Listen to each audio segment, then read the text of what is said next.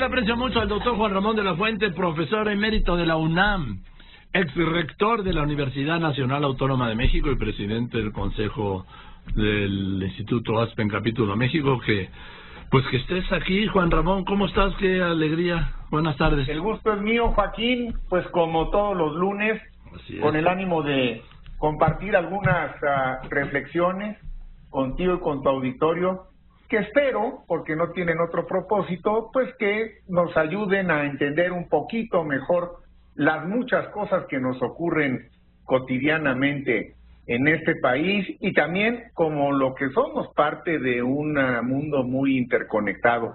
Pero la semana pasada, Joaquín, hacíamos dos preguntas que seguramente recordarán tú y tu audiencia. Por un lado decíamos, ¿qué efecto tendrán los resultados de la selección de fútbol de México en el ánimo nacional y acaso se reflejarán en el proceso electoral? Y también nos hacíamos la pregunta a la inversa, es decir, ¿hasta qué grado el ánimo nacional influye o puede influir en el equipo de fútbol ahora que estamos ya a unos cuantos días de que se inicie el campeonato mundial? Y fíjate, Joaquín, que la pregunta la retomaron en el curso de la semana pasada algunos analistas y comentaristas, lo cual me dio mucho gusto porque creo que el tema no es menor. Y uno de ellos en particular, un escritor al que conozco y aprecio, Juan Villoro, fue muy vehemente al respecto y dijo en su columna de hace un par de días: nuestra selección es el espejo de un país en crisis. O sea, categórico, como suele ser Juan Villoro. Bueno, yo diría que si tal es el caso, pues entonces de alguna manera todos, en mayor o menor grado, seríamos el espejo de un país en crisis. Y a lo mejor hay algo de eso, aunque sería yo un poco más cauto antes de aseverar esto de manera tan contundente. Lo que sí me parece que no es un tema menor es el escándalo que se generó en torno a esa fiesta que hicieron los seleccionados antes de irse a Europa. Y no es menor, Joaquín, porque pues son personajes públicos, la atención está centrada en ellos, nos van a representar en una justa mundialista y las señales que mandan, el momento en el que ocurre. No tiene nada de malo hacer una fiesta y si es privada la puedes hacer en los términos que te dé la gana. Pero si estás en el ojo del huracán, conviene un poco de prudencia, conviene ser más cuidadoso y buscar los momentos más oportunos. Tengo la impresión que en esta ocasión no fue el momento más oportuno y que de todas maneras el escándalo, por supuesto que tiene algunas consecuencias.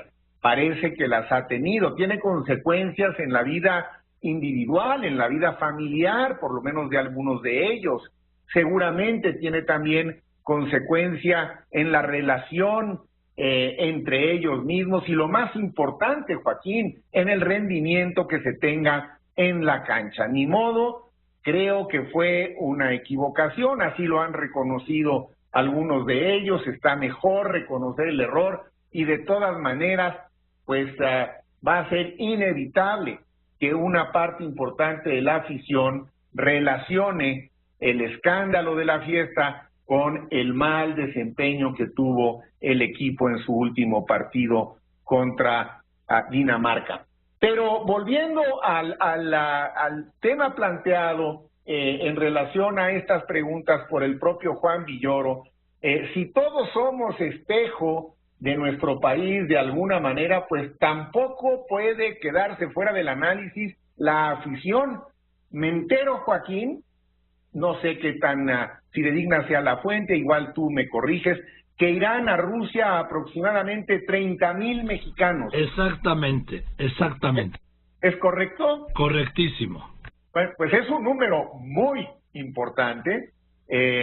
Ojalá que si estos 30,000 compatriotas que van a estar en Rusia reflejan algo del país del que vienen, o sea, de nuestro país, pues no sea el lado más oscuro de nuestro país.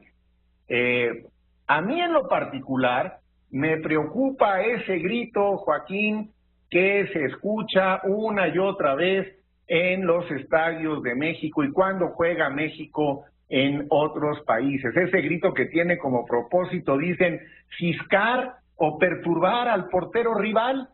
No, hombre.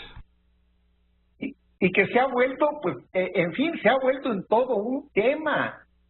Yo en lo personal concedo el beneficio de la duda de que a lo mejor algunos de quienes lo gritan no necesariamente lo hacen con un propósito ofensivo, que no necesariamente es el reflejo de un contingente grandísimo de personas homofóbicas, pero el hecho es que el grito ofende. El hecho es que el grito se percibe, en efecto, como un grito homofóbico. El hecho es que ha trascendido las fronteras y que si se presenta de nueva cuenta en los partidos de México en Rusia, puede ser de consecuencias graves para la selección, para la Federación Mexicana de Fútbol. Creo que la Federación fue omisa en no haber sido más enérgica en los últimos 2 años o 3 sobre este problema. Y ahora los exhortos, mucho me temo que no serán suficientes. Mi pronóstico, ojalá me equivoque, es que lo vamos a escuchar en el próximo partido de la selección y tengo la impresión de que no va a caer bien, de que no va a gustar y que vamos a ser nuevamente objeto de serias críticas. Pero en fin, en todo caso, lo que sí creo que es un hecho irrefutable, Joaquín, es que mientras esto habrá de ocurrir en Rusia, en México, sí estamos en el medio de una crisis de violencia que está empañando de manera muy, muy importante el proceso electoral. No puede ser otra vez otro candidato asesinado, más de 100 entre candidatos y precandidatos, y otra cifra que me ha dejado realmente muy preocupado porque muestra la dimensión del proceso de la violencia en las elecciones. Cerca de 500 candidatos y candidatas han renunciado, Joaquín, han declinado a seguir en el proceso electoral, asumen razones personales, se presume que muchos de ellos puede ser que lo hayan hecho por temor, por estar amenazados, y una parte muy importante se concentra en el estado de Guerrero. Me pregunto, Joaquín, nuevamente, ¿qué sentido puede tener la democracia en algunas situaciones tan violentas como esas de las que nos enteramos cotidianamente? La democracia significa convivencia. La violencia es lo más opuesto que puede haber a la convivencia. ¿Quién está detrás de esa violencia que está empañando el proceso electoral? ¿Está detrás de esa violencia el crimen organizado? ¿Son los propios adversarios políticos? Porque también hemos cometido el grave error de transformar a los adversarios en enemigos. Esto me parece que es un grave error y yo anticipo que independientemente de lo que pase en Rusia en los próximos 3 partidos de la selección, que ojalá les vaya bien, aunque conservo mi dosis de escepticismo, las próximas 3 semanas en México van a estar muy complicadas independientemente de los resultados del fútbol. Creo que vamos a seguir viendo una polarización de las campañas y probablemente sigamos teniendo noticias de más violencia en algunas regiones del país, en donde, bueno, pues sí, habrá elementos para pensar que la violencia puede en ciertas regiones estar incidiendo de manera muy negativa en el proceso electoral, más allá, desde luego, de la pérdida irreparable para las familias de quienes han perdido la vida en estos últimos meses.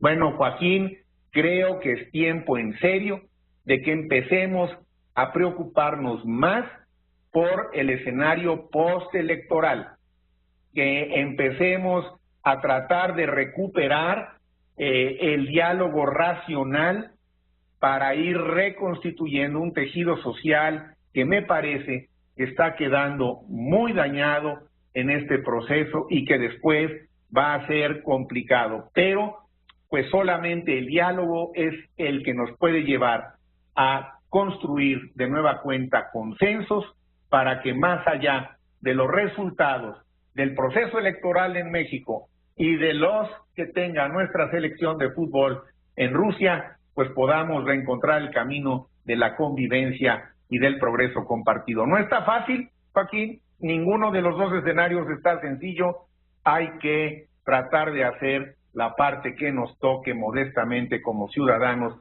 para que en este otro tema, el de la reconciliación, podamos todos, Joaquín, los medios de comunicación, las redes sociales, todos contribuir a que ese sea el común denominador y no se perpetúe el de la polarización. Ahora sí que así sea, querido Juan Ramón. Muchas gracias. Nos vemos el lunes. El doctor Juan Ramón de la Fuente, profesor emérito de la UNAM, ex rector de la misma Universidad Nacional Autónoma de México y presidente del Instituto Aspen, presidente del Consejo del Instituto Aspen, Capítulo México.